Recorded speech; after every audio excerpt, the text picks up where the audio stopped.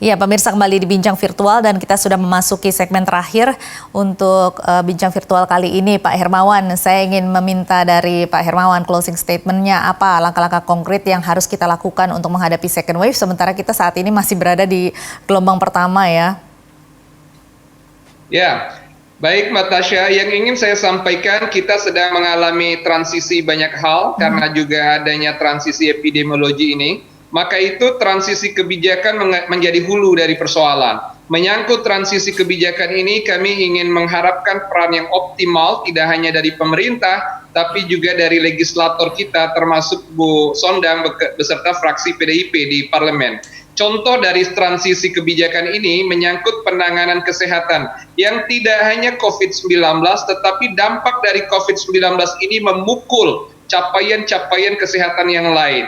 Penanganan orang-orang dengan TB paru menjadi masalah, perawatan dan penanganan orang-orang dengan diabetes menjadi masalah. Bahkan orang-orang yang hamil, ibu-ibu hamil untuk pemeriksaan K1 sampai K4, antenatal care menjadi masalah semua saat ini. Dan ini tidak hanya untuk tahun ini kelihatannya, karena dampak ini akan berpengaruh hingga 1 atau 2 tahun ke depan. Untuk itu transisi kebijakan menjadi penting yang tidak saja nomenklatur anggaran itu ditujukan untuk penanganan atau jaminan terhadap pasien yang COVID, tetapi ada semacam ekonometrik, kalkulasi khusus bagaimana dampaknya terhadap layanan kesehatan yang lain. Nah, maka transisi kebijakan ini hanya menjadi contoh satu saja. Masih banyak ekses yang lain yang berkaitan dengan transisi kebijakan yang memang harus ditelaah khusus antara pemerintah dengan parlemen atau legislator kita. Yang kedua menyangkut health system capacities.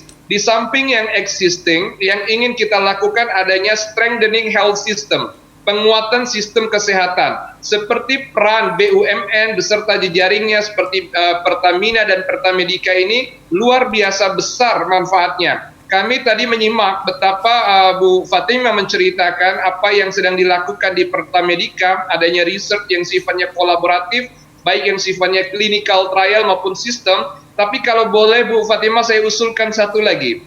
Dengan adanya jejaring satelit klinik yang luar biasa yang dimiliki oleh Pertamedika, saya ingin mendapatkan sebuah angle bahwa penelitian juga dilakukan untuk perilaku kesehatan. Karena dengan daya tangkap primary healthcare yang bisa dilakukan oleh jejaring atau satelit klinik Pertamedika, itu sebenarnya bisa mengukur seberapa kepedulian orang-orang nanti di masa pandemik ini untuk awareness-nya terhadap kesehatan mereka masing-masing. Dan juga boleh jadi juga dikaitkan kalau memang ini menjadi sebuah integrasi yang luar biasa. Ada masalah ekonomi yang kita hadapi saat ini, tetapi bagaimana ability to pay and willingness to pay kita untuk health care mereka gitu ya secara individu ini harus dilakukan. Nah, kalau ini bisa dilakukan saya pikir akan menyempurnakan peran research yang dilakukan oleh teman-teman dari Pertamedika. Nah, yang terakhir dari saya mungkin Mbak Tasya itu berkaitan dengan community empowerment. Jadi penguatan peran serta masyarakat, partisipasi dan juga keberdayaan secara individu, keluarga dan komunitas ini menjadi sangat fundamental menghadapi COVID-19.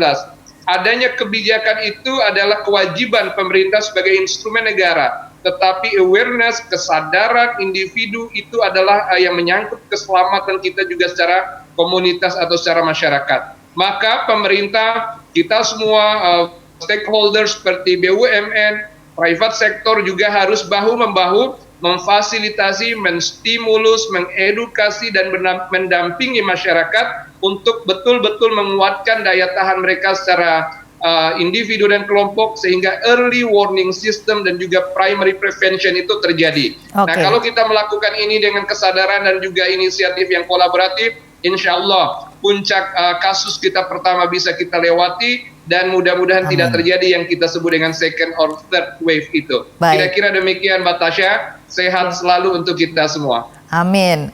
Baik, dan Bu Fatimah ini sebagai rumah sakit pemerintah yang juga merupakan rujukan COVID-19 yang selama ini sebagai garda terdepan dalam menghadapi COVID-19 ini, apa kira-kira yang akan ditingkatkan baik secara pelayanan maupun juga kapabilitas dan juga hal-hal lain yang diperlukan dan apa kira-kira targetnya nanti?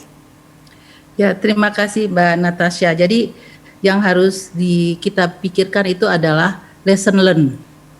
Kita belajar apa dari kejadian COVID ini? Bahwa ternyata yang bermasalah di kita adalah kita harus menciptakan health security, ketahanan kesehatan nasional.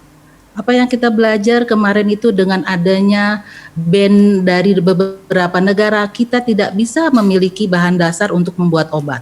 Pada waktu itu saya ingat sekali, di awal Maret itu kita mau bikin obat oseltamivir, menyebut sebuah nama, artinya obat antivirus saja kita tidak punya pada waktu itu, bahan bakunya masih di luar. Kita kekurangan ventilator dan kita bersaing dengan seluruh negara untuk kita bisa mendapatkan ventilator. Jadi ini sebenarnya bukan masalah COVID, bukan masalah kemanusiaan, bukan masalah pelayanan kesehatan saja, tapi ini masalah ketahanan kesehatan nasional. Bagaimana kita menciptakan health security ke depan. Sehingga saat ini harusnya kesadaran ini membuat kita berubah dalam membangun healthcare Indonesia kita. Kita harus bisa mendorong pembuatan alat-alat kedokteran dalam negeri, obat-obatan dalam negeri, material untuk pembuatan farmasi, riset, rumah sakit tidak hanya jadi pelayanan tempat, tapi juga tempat-tempat riset. Kemudian mengkolaborasikan seluruh institusi yang bisa menyebabkan percepatan terjadinya vaksin, protokol obat baru, dan semuanya itu harusnya diciptakan oleh anak bangsa. Itu saja yang harapan saya ke depan, bahwa rumah sakit BUMN dengan arahan dari Pak Menteri, memang kita harus berkontribusi, tapi bukan mengambil peran yang ini harusnya memang Kemkes, tetapi kami itu harus berkontribusi. Nah, yang bisa kami kontribusikan adalah bagaimana menciptakan healthcare security di Indonesia, sehingga kita bisa memberikan pelayanan yang lebih baik ke masyarakat dan menciptakan Indonesia sehat ke depannya dengan belajar lesson learn kita dari COVID disease ini. Terima kasih. Baik Bu Sondang, kira-kira kalau kita harus menghadapi Indonesia, harus menghadapi second wave, sementara kita masih berjuang menghadapi badai pandemi ini, kira-kira optimiskah Bu? Ya, kita sebagai satu bangsa Indonesia yang sejak berdiri 1945 pasti harus tetap optimis ya. Ini sesuatu merupakan rangkaian.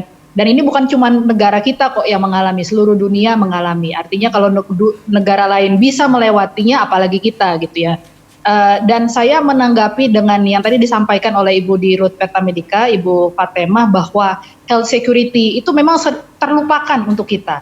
Kalau kita sering banyaknya hanya bicara mengenai food security, energy security, ketahanan energi, ketahanan pangan, ternyata dengan peristiwa pandemi COVID-19 ini adalah sesuatu yang memang membuka kacamata kita bahwa kita harus memiliki ketahanan dalam segala bidang, termasuk di bidang kesehatan. Dan ini yang selalu juga kami sampaikan dan sampaikan di rapat-rapat di Komisi 6, bahwa Indonesia ini harus memiliki semua industri yang bisa membangun ketahanan negara kita dalam berbagai bidang, termasuk juga ketahanan keamanan ya. Jadi tidak hanya health security aja. Nah, dan kami juga di DPR ini sekarang sedang melakukan pembentukan undang-undang Cipta Kerja, dan di dalamnya ada sektor research dan inovasi, Bu Fatemah.